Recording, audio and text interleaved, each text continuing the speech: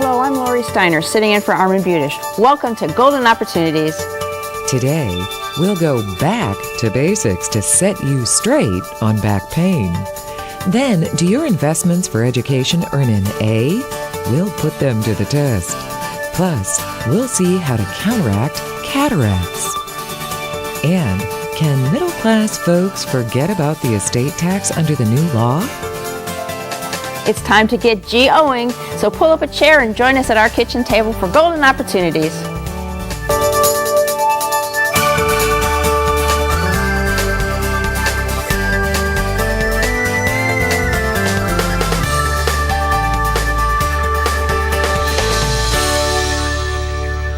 Andrea Tiller tried everything except surgery for her painful back problems until finally she felt she had no choice but to resort to this last resort.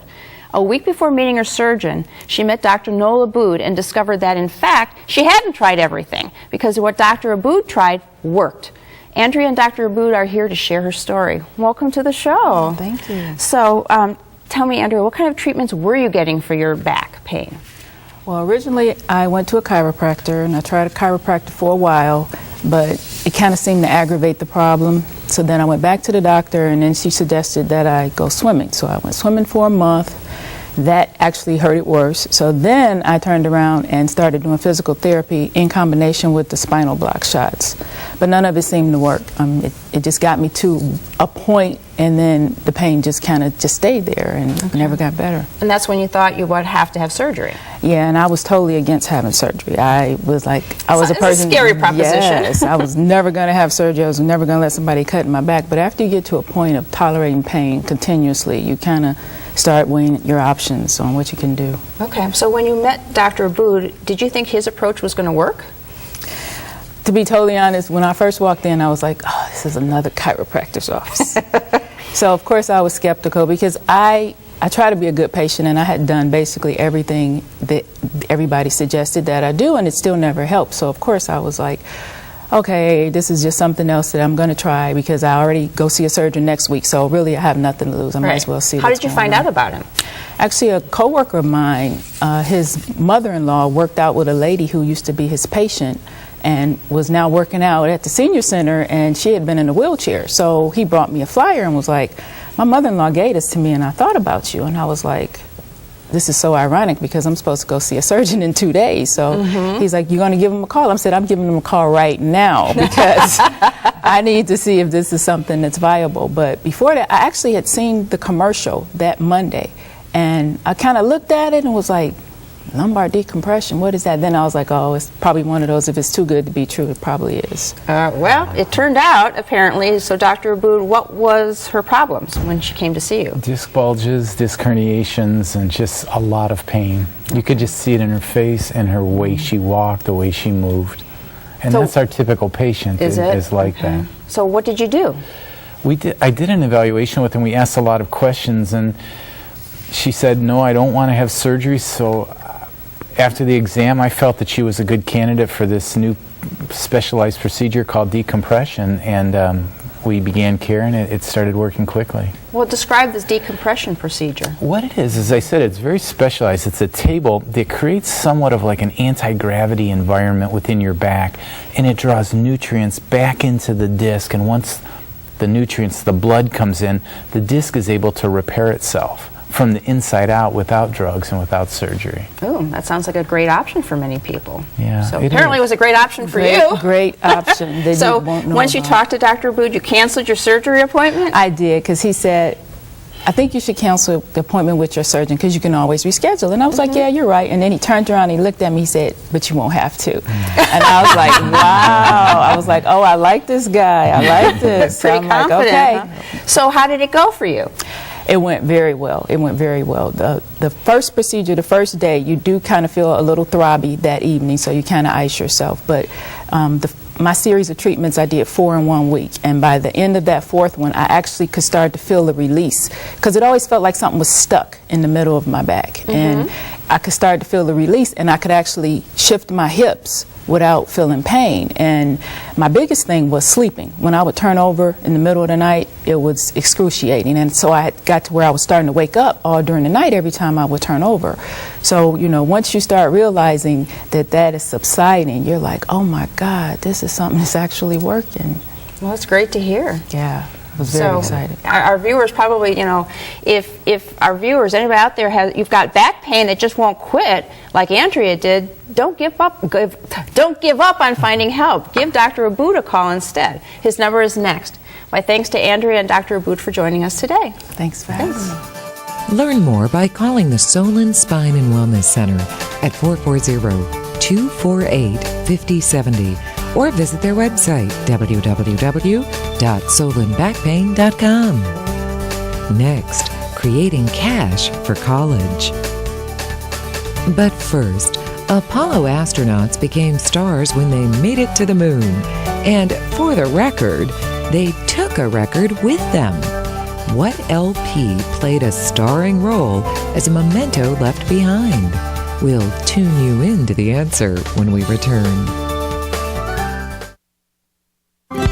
Good Neighbor Pharmacy locations accept your Express Scripts and TRICARE benefits. If you're an Express Scripts or TRICARE beneficiary, contact us today to transfer your prescriptions. You'll be happy you did. Find the store nearest you at goodneighborpharmacy.com. In Cleveland, go to Church Square Pharmacy, Clark Low Cost Pharmacy, Lutheran Family Pharmacy, or Shalega Drug. For more information, go to goodneighborpharmacy.com. Good Neighbor Pharmacy, the best medicine for your health. Don't let it be forgot that on the moon there is a spot where a fine gold-plated record rests that's known as Camelot, a favorite of President John Kennedy, who encouraged man's race to the moon. You've got double trouble if you're trying to save both for retirement and for your children's college education at the same time. Could a Roth IRA fit the bill for both? Or does a 529 add up to a better answer for education? Jim Lineweaver has hit the books, and he's here with his grades for these funding formulas. Jim is a certified financial planner with the Lineweaver Financial Group.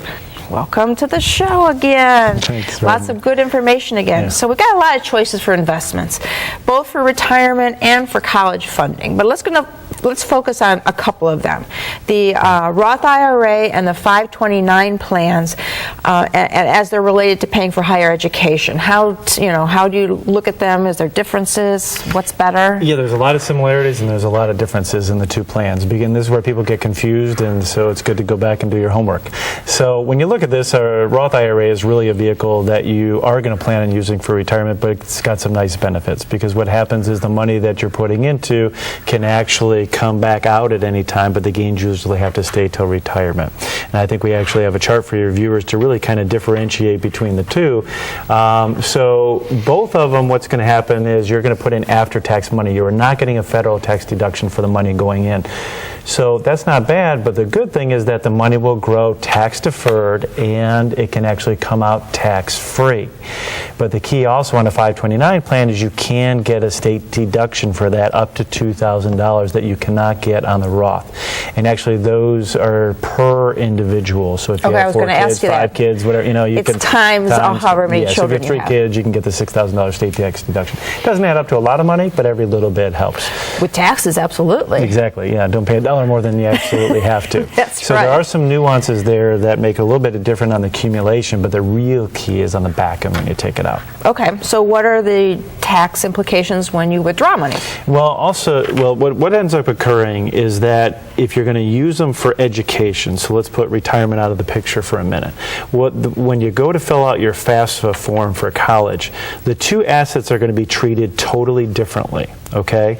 Because what happens is there's something called the expected family contribution that is going to vary. There's a ton of factors that go into it, but to keep it simple, these two are actually treated differently. So what's going to happen is the Roth IRA absolutely has nothing to do with the calculation. calculation. It's like an exempt asset. The 529 plan, what will happen is that will come in part of the calculation because it's considered an asset. See, people have to remember, retirement accounts are totally exempt from the FAFSA form as long as you don't take money out. And then the 529 comes into this And the calculation. FAFSA form is required every year for when you've got a college-age child who's trying to get extra money to help pay for that and financial education. aid. Get everything you can. Yes, but absolutely. This is where the different nuances are a little tricky. Okay. How about how is it not just reported as assets, but how about how it's treated as income? Yeah, and this is a big one too. Now, when the money comes out, the Roth IRA will count as income in that year, whatever you take out. In the 529 plan, it doesn't count as income. So there's a balance between what financial aid you're going to get based on how much income you have versus assets that you have. And there's a big distinction there. And it also incorporates how much overall family money or income that you have coming in a given year. Is there any way to tell what's better? Well, there's a lot of factors, too much for the show, but it based on income, other kids that you may have in college, so you'll get additional allowances for that. It can be really complicated, but depending on their situation, one may actually be better than the other, depending on what's occurring. Wow. Sounds like there are pluses and minuses to each option of education funding. Just make sure you study hard before you turn in your final answer. And for help, of course, call Jim. His number is next. Find out more by calling the Lineweaver Financial Group at 1-888-313-4009 or click to www.lineweaver.net. Looking for places to go, things to do? Welcome to our community calendar. You may recognize a Renoir or have a grasp on Gauguin, but do you understand the art of ale? Enjoy a bevy of deliciously brewed beers at the Akron Art Museum on Friday, March 9th from 6 to 9 p.m. To get a taste of the event, visit www.akronartmuseum.org. And to put your order in to attend, call 330-376-9186, extension 222. The Academy Awards have come and gone, and maybe they've added a few movies to your must-see list. But what about great movies that may not make the red carpet? Rich Heldenfels is here with some must-see movies you may have missed. Rich is the pop culture writer for the Akron Beacon Journal. Welcome to the show again. Thanks for having me on. So take us to the movies now. What's the first recommendation that you have? Well, there's been a lot of talk recently about a French film called The Artist, which is a silent movie. It's black and white, and it's about silent movies. So I thought one place to start might be a recently reissued silent film called Wings. It was the first film to win the Academy Award for Best Picture. It is to date the only silent film to win the Academy Award for Best Picture. And starred Clara Bow is the best known name in the cast, but it's about two young men who become aviators in World War I. It's got sweep, it's epic, it's 2 hours and 20 minutes long. It's been beautifully restored for DVD. They put in color, they put in different orchestral tracks, and you really get a sense of what a great big silent movie was like. And this was one that was shown in special showings in theaters. I was reading one thing that's pointing out the average ticket price for a movie at the time was 25 cents. It cost $2 to go and see Wings. Well, that was really expensive. So I mean, even more than those 3D ones these days. And I don't even know what the concessions cost at that point, but it's a really good movie and worth taking a look at. All right, well, sounds like a good recommendation. We're also hearing a lot more about documentaries as great films, so do you have a documentary to recommend? A couple documentaries. One is a movie called Thunder Soul, which is a very well-made film about a high school jazz ensemble in Houston, and the man who ran the ensemble for many years became an international sensation. Their music to this day is being sampled by other artists. There have been some reclamation of it, and it's built around an anniversary concert where a lot of the students came back to pay tribute to their instructor at this school. Jamie Foxx has had a hand in making sure that people get to see this film. It's very inspiring, and the effect that music and education have on people's lives it really comes through in this movie, and it is available on video, and people should definitely go and check it out. All right, sounds like a good recommendation. Your next pick, I understand, is an interesting take on mixed martial arts. Mixed martial arts, yeah. And in tone and in story, some people are going to think of it as being like boxing movies, but in fact it is about MMA, but it involves two brothers, both of whom end up in mixed martial arts, both competing, both have a strained relationship with each other and with their father, a recovering alcoholic played by Nick Nolte. Great performance there. So there is a real strong family story in this, as well as the action sequences and the fight sequences. It kind of got lost. I think a lot of people, because they had seen and liked The Fighter, thought maybe this was the same movie. It's not the same movie. In fact, in some ways it's better. And you know how in a lot of sports movies at the end you sort of feel a little cheated, it feels a little contrived. The ending of this really works. It's quite well done. Oh, that's a good recommendation too, as well, I guess. All right, another documentary, I understand, but this time a funny comedy. Yeah, this is a very strange, endearing documentary, and it's called Exporting Raymond. And we all remember, of course, Everybody Loves Raymond, the long-running sitcom starring Cleveland's own Patricia Heaton, among others. Right. What's happening more and more globally is not only are overseas shows being made for American television, but American shows are being imported as well. This is about the making of a Russian version of Everybody Loves Raymond. Okay. And Phil Rosenthal, who was involved in the original Everybody Loves Raymond, going over there and trying to deal with the casting and the production and what's funny in Russia as opposed to what's funny here. So it's a really amusing look at culture, and again, it's sort of his befuddlement at dealing with the authorities in that country as he's trying to make this.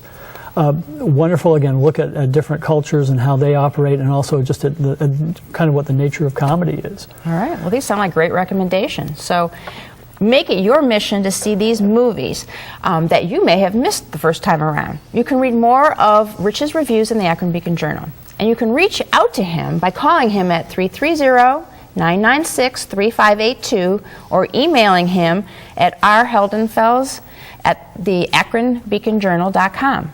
My thanks to Rich for rolling out these rare reels. Thank you. Next, seeing is believing. It's time to get up and go. An exercise minute on golden opportunities. Hello everybody, I'm Mike Carbon from Breakout Fitness, and today we're going to do a chest press. This exercise is going to be done laying on the floor. Okay, so we're going to lay back here. You want your feet at an angle, feet flat on the ground. We're going to use some dumbbells today. You ready to go? Ready to go. All right. Remember, 16-ounce can equals 1 pound of weight if you don't have dumbbells at home. You want your arms out to your side at a 90-degree angle. Your arms should become an extension of your shoulders, basically. And what we're going to do is press them straight up in the air, touch them together. Great, good job, and back down nice and slow. Remember, always use slow and controlled movements throughout the process. Straight up and straight down. This is going to work our chest muscles. How you feeling over there? Great. Where's the nurse? All right, everybody. Now it's your turn to get up and go. For your copy of the exercise booklet, please send $1 for postage to Golden Opportunities, 23240 Chagrin Boulevard, Suite 450, Beechwood, Ohio, 44122. As we age, it seems the eyes have it. What is it? Cataracts. But look no further. Dr. Wynn Morley has a vision on how to counteract cataracts. So let's see what she has to say. Dr. Morley is a Cleveland Clinic ophthalmologist at the Richard E. Jacobs Health Center in Avon and at the Elyria Family Health and Surgery Center. Welcome to the show. Thank you. Well, let's first of all, what are cataracts? Glad you asked. We actually made this like one of our exam rooms, where we even have a poster similar to the one that we have if you were to come in and tell us that you were having some cataract symptoms. It's always easier for me to describe what a cataract is if I can show you on a picture. So here's a picture of the eye. This is the front of the eye, and that's the back of the eye. And this is where the lens of the eye is. When we're young, it's crystal clear and lets the light pass through and give us a nice clear image. But as we go through life, the cataract is growing and has more layers that keep developing around it.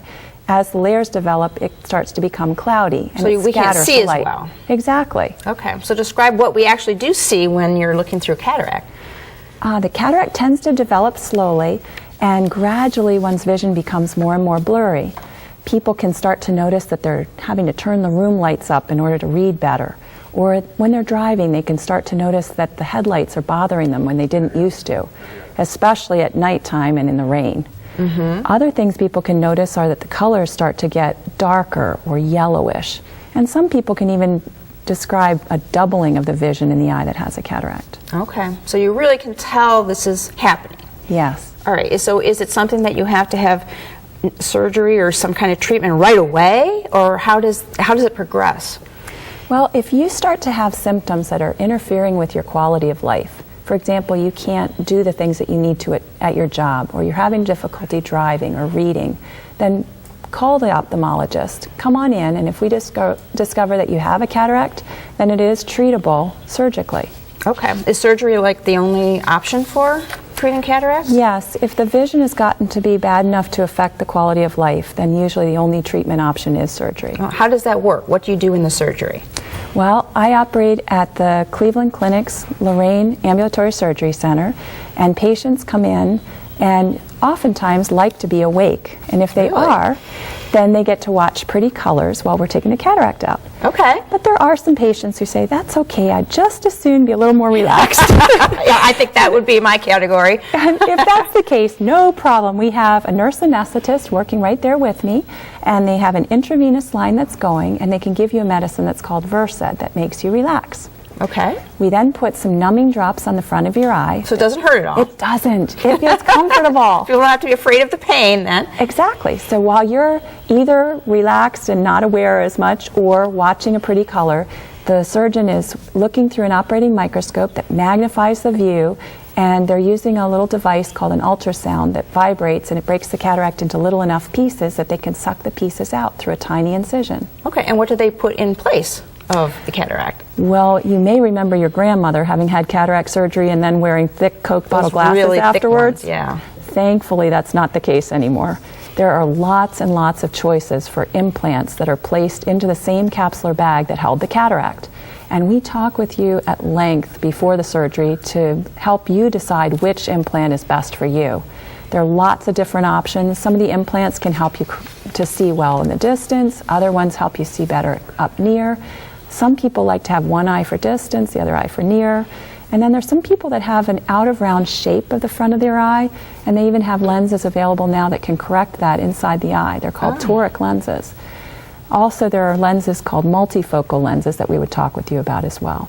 It sounds like there's a lot of options and some successful surgery that can be done. So, if you have cataracts, see for yourself how much better your vision can be. Give Dr. Morley a call. The number is coming up next. And if you can't read the number easily, you better put Dr. Morley on speed dial. Call right away. For more information, contact the Cleveland Clinic, www.clevelandclinic.org. Next, how to avoid paying huge federal estate taxes.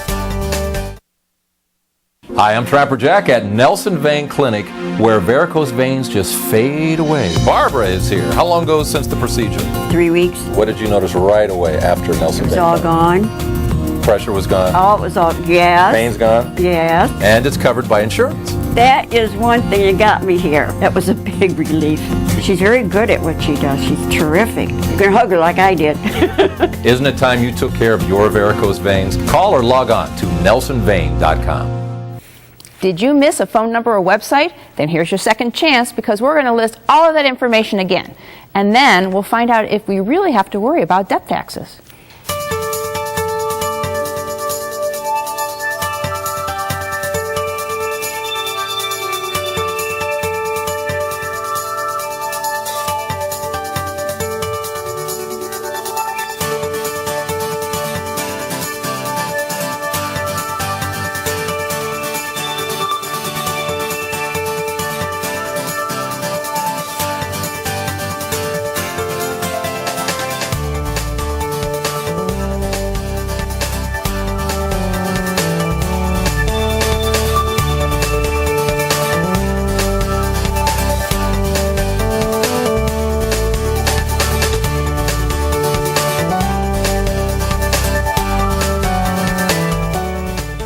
Is there any reason to worry about federal estate taxes or death taxes anymore? After all, we've told you on previous shows that the threshold for paying any federal estate tax today is $5 million. $5 million! Since most of us don't have $5 million, we won't pay a penny of federal estate tax under the current law. So why worry? My law partner, Mike Solomon, is here to explain why we might still have to worry, even with much less in our estates. Welcome again to the show. Hello. So, tell us about what the current law is now. Well, you are right. If you have an estate of less than $5 million, you pay no federal estate tax. But if you get above that $5 million, the government takes 35 cents out of every dollar, 35%. So, for example, if you had a $7 million estate that's $2 million above $5 million, you're going to owe the federal government around $700,000. A lot of money. Yeah, that's a lot, but most people don't have $5 million, so why do we have to worry? Well, you don't have to worry if you know you're going to die this year, because the federal estate tax expires after 2012, and beginning January 1 of 2013, we go back to the old estate tax law, and it's only a $1 million exemption. So if you're above $1 million, the tax is pretty hefty. So you've got that issue to worry about. But it's still $1 million is still pretty high, isn't it? Well, it is high, but it includes everything. It includes your stocks, bonds, IRAs, 401ks, any miscellaneous jewelry you might have or stuff like that. Life insurance too? Life insurance also includes the death benefits includable in your estate, so it adds up. Okay, so you might have a bigger estate than you really think. How do you avoid paying these estate or federal death taxes? Well, if we drop back to that exemption, there are all sorts of tools you can use. There's specialized trusts that can reduce or eliminate the federal estate tax. You could begin a gift-giving program, giving away assets to your children that can reduce your estate tax. And if you have life insurance, there are all sorts of creative tools you can use to reduce the estate tax on the life insurance proceeds. Okay, well, what are the chances that the Congress is going to extend this big limit or make changes? Well, the trouble is Congress won't agree that the sun rises in the east. So unless the president and the whole Congress get together and agree to extend it, we're going to go back to the $1 million exemption. That's a concern. I used to think that it was going to be changed to an exemption around $3.5 million or so, but now I just can't predict. They can't seem to agree on anything right now. So. That's right. All right, well, good information. If you thought the federal estate tax was dead, think again. If Congress can't agree on a new law before the next year, the old rules are going to spring back into life, and that means more people will have to start worrying about the federal estate tax again. For more information and to protect yourself, give Mike Solomon a call. Call Budish, Solomon, Steiner, and Peck at 1-888-236-5173 for more information or to schedule a speaker for your organization. Or log on to www.budishandsolomon.com. Thanks for joining us. On next week's show, we'll get new advice from the new Dr. Spock for grandparenting in the 21st century. Our teeth aren't immune to aging. We'll fill you in on how to prevent problems. Is the answer to our energy problems blowing in the wind? Well, we'll ask our guest. We'll ask our guest. Until next week, please remember to make the most of your golden opportunities. Would you like to join our kitchen conversation? All you have to do is call toll-free 1-877-765-1543 and leave us your question, name, and phone number. Or log on to www.golden.tv for all the latest information and show updates.